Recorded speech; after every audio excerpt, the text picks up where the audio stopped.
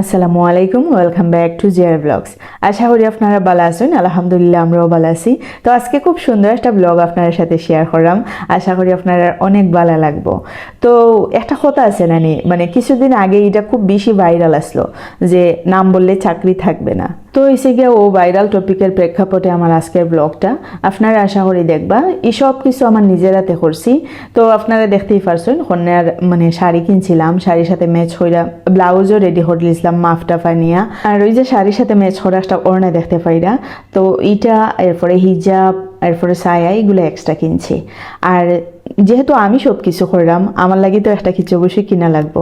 এর লাগি শাড়ির থেকে কিন্তু আরো 1-1.5 টাকা বেশি দামে আমি একটা ড্রেস লইছিলাম। কারণ হয়েছে গিয়া শাড়ি আমার একদমই বালা লাগে না, আর বালা লাগলেও খুব রেয়ার পরা হয়। বাইরে থেকে যত শাড়ি আনুই নানি অথবা আমার বিয়ার শাড়ি পর্যন্ত ওহনো লাগের যে ইনটেক হয়ে গেছে ওলা অবস্থা।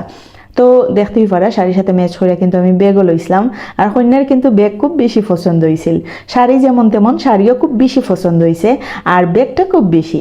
এরপরে অর্নামেন্টস কিছু লইছিলাম দেখতে পারা। তো হয়েছে গিয়ে এই শপিংগুলো কিন্তু একদিনের ভিতরে করা লাগছে। এর লাগে আমার মনে হয় যে একটা ম্যাচিং হয়েছে না, হোয়াট এভার, কিন্তু সবটা আলহামদুলিল্লাহ পারফেক্টলি হয়েছে।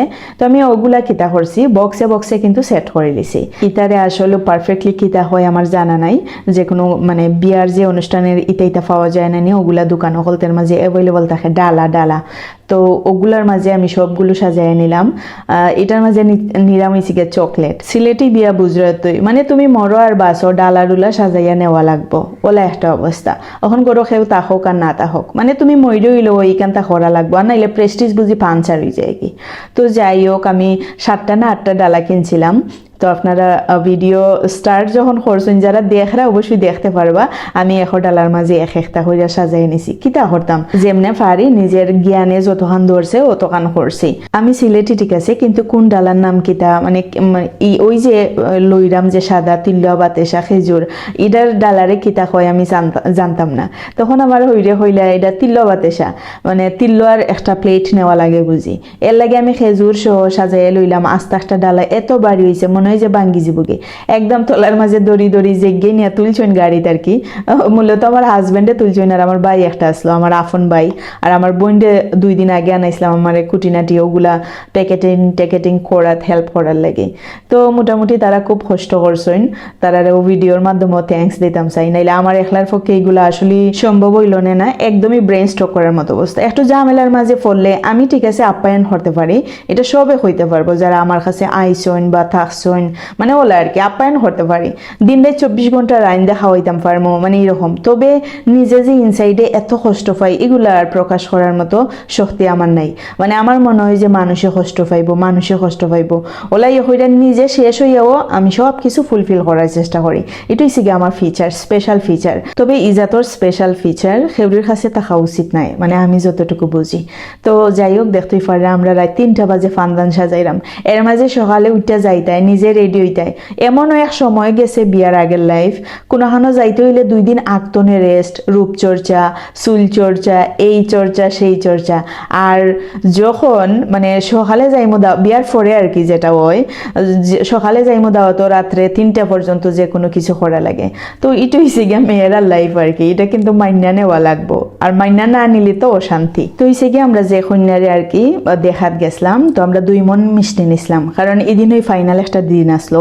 2 মন মিষ্টি নিছিলাম, তারপরে ওই যে স্বর্ণের আংটি নিছিলাম। এর আগেও আংটি 2বার দেওয়া হয়েছে, এদিনও আমরা মানে আংটি নিছিলাম।